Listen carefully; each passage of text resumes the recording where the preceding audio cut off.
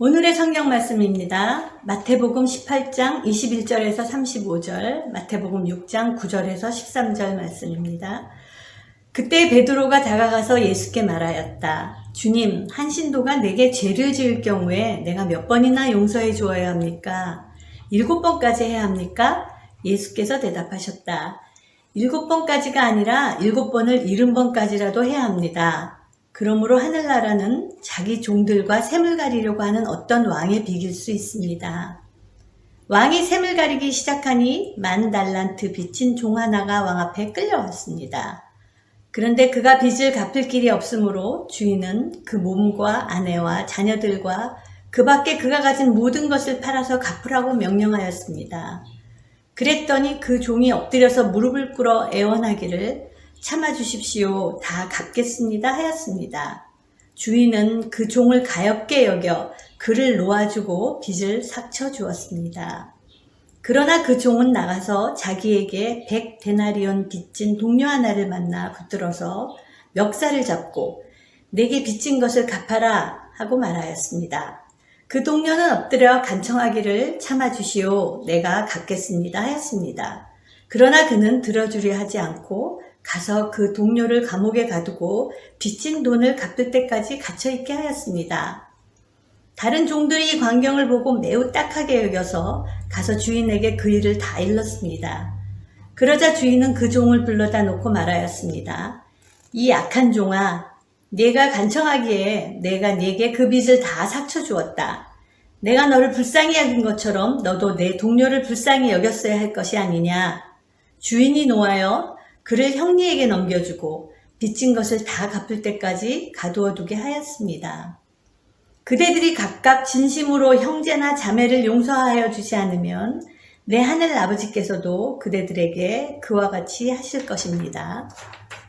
그러므로 그대들은 이렇게 기도하시오. 하늘에 계신 우리 아버지, 이름을 거룩하게 하시오며 나라에 임하게 하시오며 뜻이 하늘에서 이루어진 것 같이 땅에서도 이루어지게 하시옵소서.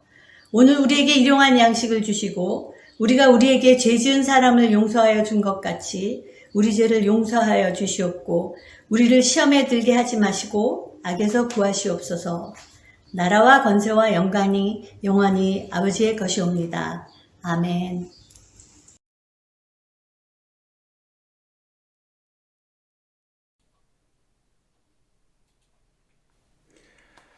오늘은 다 아시는 하나님께 드리는 기도 시리즈 10번째이고 또 주기도문에 대한 설교 8번째입니다. 오늘 얘기할 기도 내용은 우리가 우리에게 죄 지은 사람들을 용서한 것 같이 우리 죄를 용서해 주십시오 라는 죄의 용서에 관한 내용이 되겠습니다.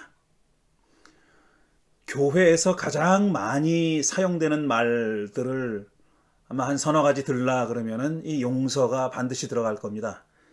교회에서 가장 많이 하는 말 사랑, 죄, 아마 그 다음이 용서가 아닐까 싶어요.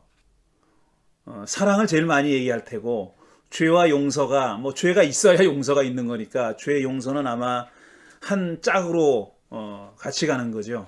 어쨌든 이 죄 용서라는 말은 교회에서 가장 많이 이야기되는 그런 말일 겁니다.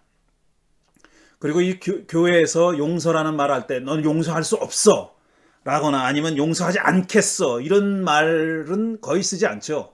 거의 쓰지 않고 용서하겠다라든지 용서를 하라든지 이렇게 부정어로보다는 긍정어로 많이 사용합니다. 어쨌든 말로는 용서받지 못하는 죄는 없는 거로 그렇게 얘기하죠. 모든 죄를 용서해 주신다고 하나님의 사랑은 우리가 어떤 죄를 져도 용서해 주신다는 식으로 그렇게 긍정적으로 사용하고 있습니다. 몇 주 전에 수요 잡담에서 이 용서에 대한 얘기를 상당히 길게 했습니다. 특히 구약 성서에 용서하다라는 의미로 사용된 다양한 그 단어들, 언어들을 얘기하면서 그 언어들이 가지고 있는 서로 다른 뉘앙스들에 대해서 말씀드렸죠. 안 들으신 분이 있으면은 꼭 한번 들어보시기 바랍니다. 제가 여기서 그 내용을 반복하려는 것은 아니지만 꼭 한 가지만은 말씀드리고 싶어요. 그게 뭐냐 하면은 용서를 했다고 해서 용서를 필요로 하는 행위가 낳은 결과가 있지 않습니까? 그 결과가 그렇게 쉽사리 없어지는 건 아니다라는 겁니다. 그러니까 용서를 했다 그래서 어떤 사람이 그 지은 죄에 대해서 받은 상처가 쉬 아물거나 없어지진 않는다라는 거죠. 그때도 얘기했지만 하나님이 죄를 기억하지 않겠다라고 말씀을 하셨지만 사람들은 그렇게 기억하지 않지를 못하는 거죠. 왜냐? 상처가 있으니까. 그리고 사실상 하나님도 그런 죄로 인해서 상처를 받았는데 그거를 애써 하나님은 기억하지 않겠다고, 잊어버리겠다고 말씀하시는 거죠. 좌우간 어떤 용서가 이루어졌다고 해서 그 용서를 필요로 하는 행위가 만들어낸 어떤 결과, 그게 쉽사리 지워지거나 치유되지는 않는다. 그건 일종의 남아있는 과제고 숙제인 겁니다. 그건 계속 우리가 해결해야 될 문제인 거죠. 용서를 받았다고 해서 그게 없어지지는 않는 겁니다. 그러면 용서가 무슨 소용이 있느냐? 그래도 의미가 있는 거죠. 그게 해결되지 않고 그 결과를 해결할 수는 없어요. 그 용서를 받았기 때문에 우리가 그 죄가 만들어낸 그 결과를 해결할 수 있는 그런 힘을 얻는 겁니다. 그 얘기를 길게 할 수는 없고요. 자, 오늘 주기도문의 용서에 관한 내용을 얘기할 텐데 본격적으로 그 얘기를 하기 전에 두 가지를 먼저 얘기하겠습니다. 첫째로 마태는 이 용서하다 혹은 사하다, 사해달라고 기도하잖아요. 용서해달라고 기도하는데 그 용서해달라고 하는 혹은 사해달라고 하는 목적어, 그러니까 우리가 흔히 죄라고 부르는, 죄를 용서해달라거나 죄를 사해달라고 그렇게 기도하지 않습니까? 그 목적어에 해당하는 죄라는 말을 부채 혹은 빚이라는 뜻을 가지고 있는 그리스 단어인 오페일레마라는 단어를 사용하고 있다는 사실입니다. 그러니까 마태가 죄를 용서해 달라고 했을 때 직역하면은 부채를 사해달라 이겁니다. 빚을 삭쳐달라 이런 뜻이에요. 그게 1차적인 의미입니다. 그런데 똑같은 같은 주기도문을 전하는 누가복음은 또 달리 전하고 있어요. 거기서는 가장 흔히 죄라는 말로 번역하는 그리스 말 하마르티아를 사용하고 있습니다. 그러니까 마태는 오페일레마를 사용하고 있고 누가는 하마르티아를 사용하고 있는 거예요. 근데 오페일레마라는 말의 1차적인 1번 의미는 뭐냐면 빚입니다. debt, 채무예요. 그러니까 마태가 전하는 주기도문은 채무를 면제해달라는 그런 의미가 그 안에 들어있는 겁니다. 근데 누가는 그 말을 쓰지 않고 오페일레마라는 말을 쓰지 않고 하마르티아라고 하는 종교적인 의미, 가장 흔하게 많이 사용하는 종교적인 의미의 죄를 그 안에 집어넣는 겁니다. 하마르티아를 집어넣는 거죠. 그래서 그동안 오랫동안 많은 사람들이 왜 이렇게 달리 사용하고 있느냐, 마태와 누가가 다르냐를 설명할 때 이렇게 설명했어요. 마태가 죄라는 말을, 오페일레마, 채무라는 말을, 빚이라는 말을 쓴 이유는 뭐냐면은 예수님이 그 말씀을 하셨을 당시에 예수님을 따라다녔던 군중들이 정말 빚에 허덕이는 가난한 사람들이었기 때문에 그들에게 가장 절실한 단어인 오페일레마, 빚, 채무라는 말을 썼고, 그에 반해서 누가는 그거를 어떤 스피리추얼라이즈 해가지고, 그러니까 영성적으로 해석해서 죄라는 말을 썼다. 이 오페일레마라는 말 가지고는 예수님이 하려고 하는 그런 그 죄, 영적인 의미, 종교적인 의미를 담고 있는 죄라는 그 뜻이 제대로 전달되지 않기 때문에 오페일레마 대신 하마르티아를 썼다. 이렇게 이해해 왔습니다. 그것도 일리가 있는 해석이에요. 그런데 또 달리 해석하는 사람도 있습니다. 그게 뭐냐면은 마태와 누가가 서로 성격이 다른 청중을 가지고 있습니다. 앞에서도 그렇게 얘기했지만 다른 청중을 가지고 있는데 어떤 의미에서 다르냐면 마태는 유대 사람들이 메인 청중이에요. 주 청중이 유대 사람이고 그에 반해서 누가복음은 대상이 누구냐면 이방인입니다. 게다가 그것도 또 그리스 사람들을 주 대상으로 해서 쓰여진 복음서가 누가복음이에요. 그런데 이 빚이라는 말에, 그러니까 예수님이 사용했던 아람어나 구약 성서가 쓰였던 그 히브리어는 그게 셈어인데 서부 셈조어거든요. 그 셈어인데 그 셈어에서 빚이라고 했을 때, 데트라고 했을 때 그 안에는 종교적인 의미가 들어있는 겁니다. 이미 그러니까 빚 채무라고 얘기했을 때는 종교적인 의미가 그 안에 포함되어 있다는 얘기예요. 그러니까 죄라는 의미가 그 안에 포함되어 있어요. 그런데 그거를 그리스 사람들은 이해 못한다는 겁니다. 그래서 종교적인 의미가 포함되어 있다는 것을 분명히 하기 위해서 누가는 오페일레마 대신 하마르티아를 썼다. 이렇게 해설하는 그런 사람들이 있습니다. 저는 그 해설이 더 일리가 있다고 생각해요. 왜냐하면 누가가 왜 빚을 죄라고 그렇게 스피리추얼라이즈 했는지 하는 것을 설명하지 못해요. 누가가 그런 성향을 가지고 있는 복음서가 아니에요. 현실 문제를 어떤 영성적인 의미로 그렇게 재해석하는 경향이 누가에 있느냐? 그렇지는 않다고요. 그런데 왜 하필이면 이걸 하마르티아로 썼을까? 그거는 그리스 청중들을 고려해서. 왜냐하면 데트라는 그 빚이라는 말을 썼다가는 그런 종교적인 의미가 전달되지 않기 때문에 그런 말을 썼다라는 해설이 더 일리가 있는 겁니다. 그 다음에 두 번째로는, 자, 우리에게 죄 지은 사람들을 사해준 것처럼 우리의 죄를 사해달라고 기도했기 때문에 많은 사람들이 어떻게 생각하냐면, 우리가 우리의 죄를, 그러니까 인간들 사이에 벌어진 죄와 그 용서가 이루어지지 않으면은, 우리 사람들끼리 이루어진 죄에 대한 용서가 이루어지지 않으면 하나님도 우리의 죄를 용서해 주지 않으실 것이다 라는 거는 잘못된 생각이다 이거예요. 그런 뜻이 여기 포함되어 있는 게 아니다라는 겁니다. 그렇게 들리지만, 그런 말인 것처럼 들리지만 실제로는 그런 뜻이 아니다라는 겁니다. 왜 그러냐 하면은 예수님이 단 한 번도 그런 의미로 말씀하신 적이 없습니다. 너희들끼리 죄를 용서해야 하나님도 죄를 용서해 주실 것이다 라는 뜻으로 말씀하신 적이 없어요. 예수님이 말씀하신 하나님은 그런 조건을 걸어가지고 사람들의 죄를 용서해 주시는 분이 아닙니다. 하나님이 어떤 조건을 걸어서 사람들을 사랑해 주시는 분도 아니고, 사랑하시는 분도 아니고, 사람들의 죄를 용서할 때 네가 이걸 해야만 나도 너의 죄를 용서해 주겠다라는 식으로 말씀하신 적이 없어요. 자기의 유산을 받아가지고 나가서 그걸 허랑방탕하게 사용했다가 거지가 돼가지고 돌아온 그 탕자를 하나님이 너 여기 와서 열흘 동안 반성해. 우리 집에 들어오기 전에 너 저기서 반성해.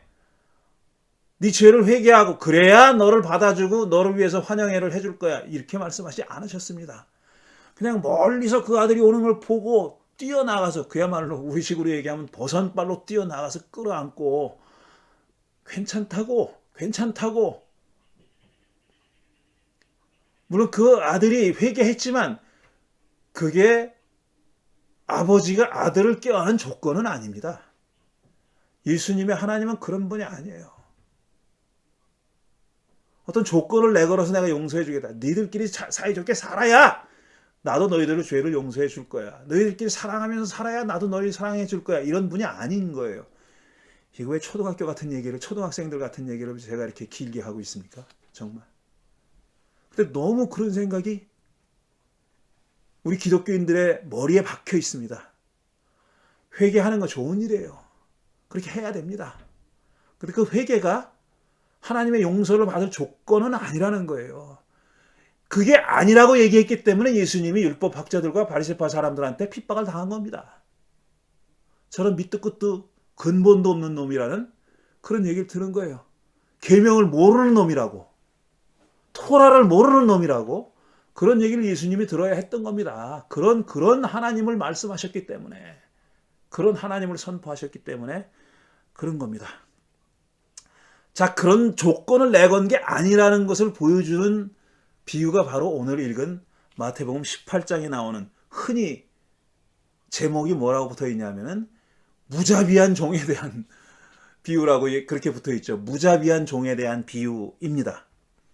그 비유를 말씀하시게 된 계기는 이거죠. 베드로가 예수께 와서 얘기합니다. 주님, 한 신도가 내게 죄를 지을 경우에 내가 몇 번이나 용서해 줘야 합니까? 7번까지 해야 합니까? 라고 물어봤어요. 일곱이라는 숫자가 이제 완전수잖아요. 그러니까 7번까지라는 얘기는 사실 계속이라는 뜻인데 굳이 7번이라고 얘기를 한 겁니다. 그러자 예수님께서 뭐라고 대답했냐면 7번까지가 아니라 7번을 70번까지라도 해야 합니다. 이렇게 대답하셨어요.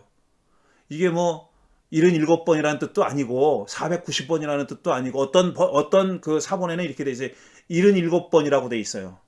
77번이라고 돼 있는데 그러니까 7번을 70번이라고 하면은 7740 490번 아니에요? 그런데 그게 아니라 너무 많다고 생각했나 봐요. 그 사본을 적은 사람은 77번이라고 써 있는 사본도 있다고 해요. 어쨌든 7번씩 70번이라도 용서하라. 그건 뭐 한도 끝도 없이 용서하라. 이런 말이죠. 그런 말씀이죠. 그렇게 대답하신 다음에 이런 비유를 말씀하신 겁니다.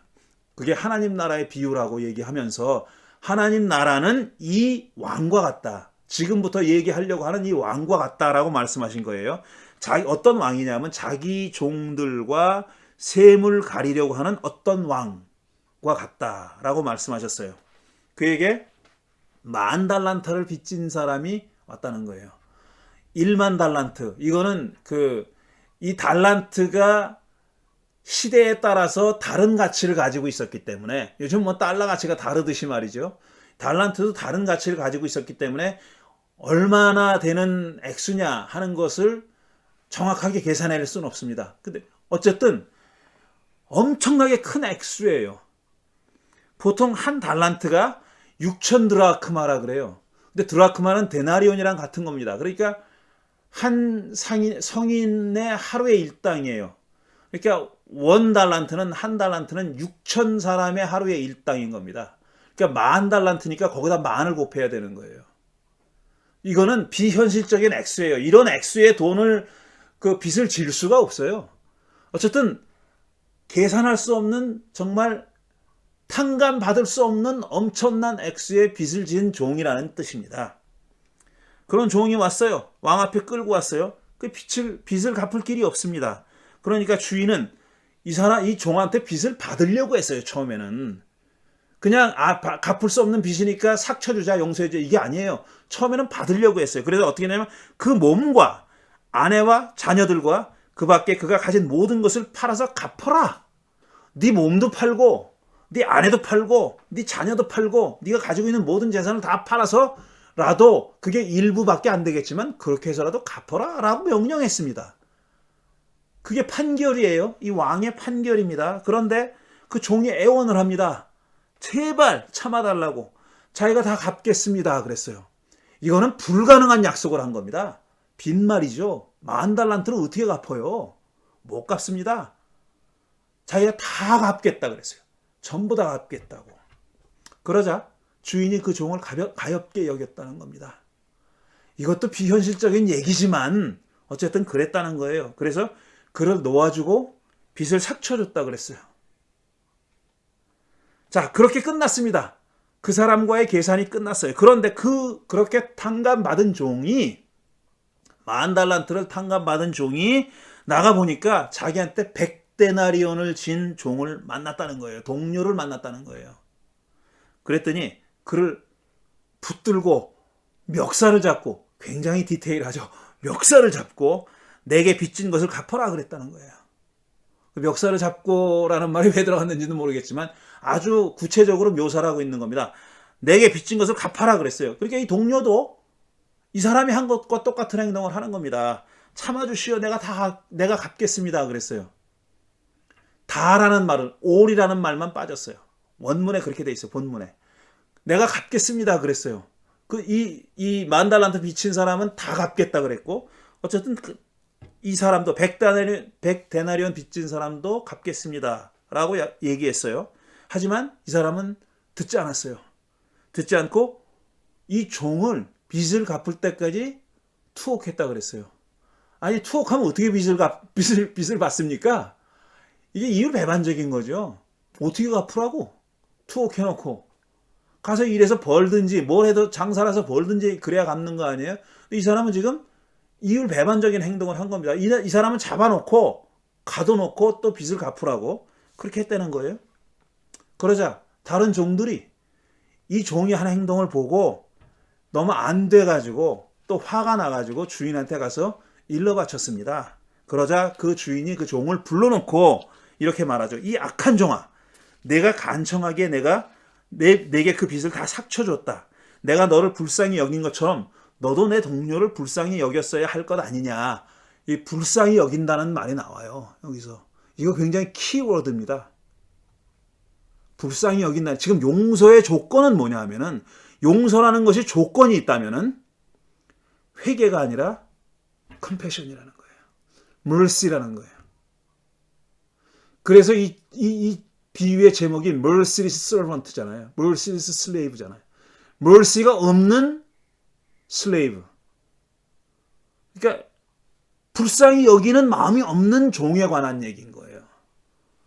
지금 이 비유를 말씀하신 예수님은 이 비유가 용서에 관한 말씀이니까 용서에 만약 조건이라는 것이 있다면 그거는 용서를 해줘야 하는 사람이 가지고 있는 품은 불쌍한 긍휼히 여기는 마음이다.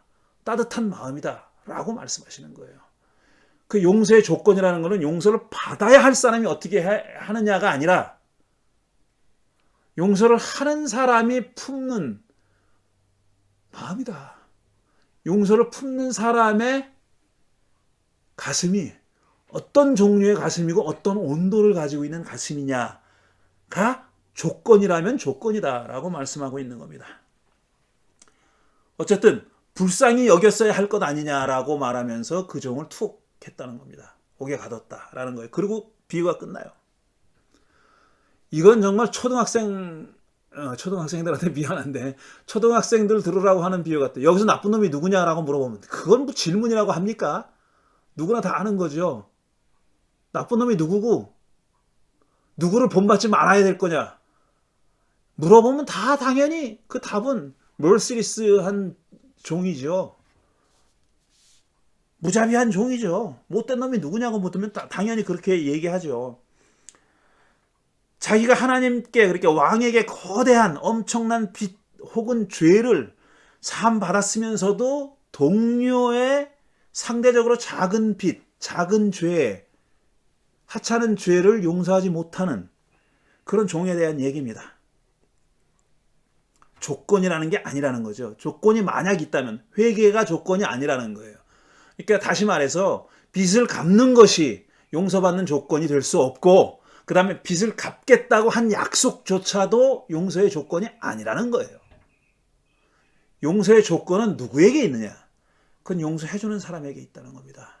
그 사람이 긍휼한 마음을 품느냐 품지 않느냐 하는 것에 있다는 거죠. 그리고 한 가지 또 여기서 주목해야 될 게 그냥 보통 우리말로 적힌 성경을 읽으면 지나갈 수밖에 없는 그냥 스쳐 지나갈 수밖에 없는 매우 중요한 단어가 이 비유에 나옵니다. 그게 뭐냐면은 종이 그러니까 말달란트 빚진 종한테 주인이 뭐라 그러냐면 다 갚아주겠다 그러니까 주인이 한 행동, 왕이 한 행동이 이렇게 돼 있어요. 그를 놓아주고 빚을 삭혀줬다 그랬어요.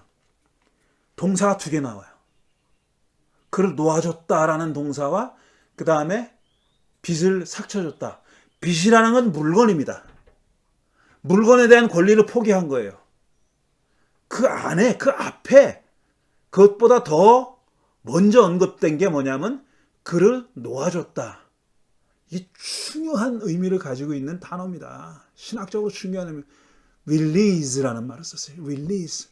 영어로 하면 그를 놓아줬다, 풀어줬다, 해방시켜줬다라는 거예요. 그의 인신을 구속하고 있었는데 어떤 그 빚이라는 것을 수단으로 해가지고 그의 인신을 얼마든지 구속할 수 있는데도 불구하고 그걸 포기했다는 겁니다. 그게 릴리즈예요. 그러니까 죄라는 것은 어떤 물건에 대한 포기, 죄를 용서해 준다는 것은 물건에 대한 포기이기 이전에 그 사람을 속박하는 인신 구속에 대한 포기, 인신 구속을 더 이상 하지 않겠다 라는 선언이다 이겁니다. 이 릴리즈라는 말이, 놓아줬다는 말이 굉장히 중요한 말입니다.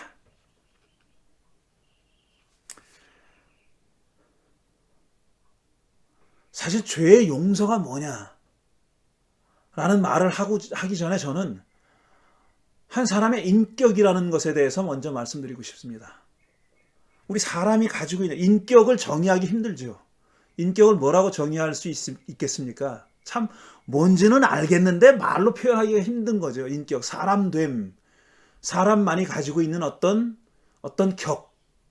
품격, 사람만이 가지고 있는 어떤 품격을 얘기하는 거죠. 그 인격이에요. 어떤 한 사람의 인격을 우리가 어떻게 정의하고 판단합니까? 남을 판단하지 말라고 하지만 나 자신도 우리가 판단합니다. 그건 어쩔 수가 없어요. 아, 저 사람은 어때? 이래 저래. 이래서 뭐 인격적으로 문제가 있어. 아, 참 인격이 훌륭한 분야. 이렇게 하잖아요.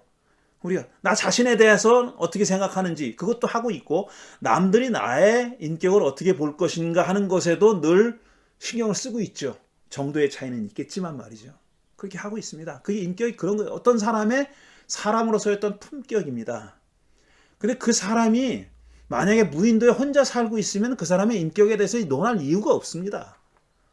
인격이라는 것은, 한 사람의 품격이라는 것은 다른 사람과의 관계에서 나오는 거예요. 그 사람이 다른 사람과 어떤 관계를 맺고 있느냐가 그 사람의 인격을 결정한다는 그런 말씀이에요. 우리는 혼자 사는 게 아닙니다. 남들과 얘기하고 있고, 다른 사람과 타자의 얘기를 듣기도 하고, 타자와 함께 얘기하기도 하고, 타자에게 어떤 제안을 하기도 하고, 제안을 받아들이기도 하고, 그 사람과 얽혀서 같이 행동하기도 하고, 연대하기도 하고, 그 사람을 미워하기도 하고, 심지어는 억압하기도 합니다. 지금 오늘의 주제이듯이 용서하기도 하고 용서를 받기도 하는 거예요. 우린 이렇게 사람들과 얽혀 살면서 은혜를 베풀기도 하고 또 은혜를 받기도 하고, 그 사람을 곤경에 빠뜨리기도 하고 그 사람 때문에 내가 곤경에 빠지기도 하고, 어떤 사람을 미워하고 또 억압하기도 하지만 반대로 그 사람과 끈끈하게 연대하기도 하고 아무 대가도 없이 그 사람을 도와주기도 합니다. 사람이란 게 참 얄궂어서 자기가 도와준 건 잘 기억하고 자기가 도움 받은 거는 잘 기억 못하죠. 그래서 어떤 인격에 대한 깨달음이라 그러면 너무 좀 지나친 말이지만, 아, 사람이 살아가는 게 어떤 거다. 우리가 사람으로서의 우리 세상에서, 우리가 살아가고 있는 사회의 세상에서 살아가고 있는 것이 어떤 것이로구나, 근본적으로 어떤 것이로, 이게 참 말하기가 이렇게 힘들지. 우리 인간의 삶이라는 것이 어떤 것인지 하는 것에 대한 사실 어떤 깨우침, 깨달음, 이게 우리가 살아가면서 배우는 거잖아요. 우리가 마음 공부라고 불러도 좋고, 인생 공부라고 불러도 좋고, 종교라고 불러도 좋고, 뭐라고 불러도 좋아요.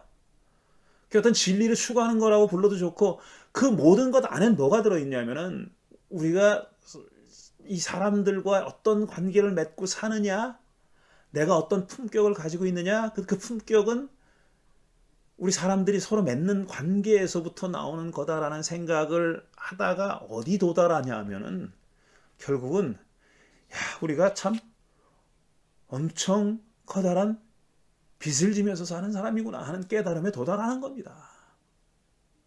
알게 모르고 우리가 참 남의 덕을 많이 입고 사는구나.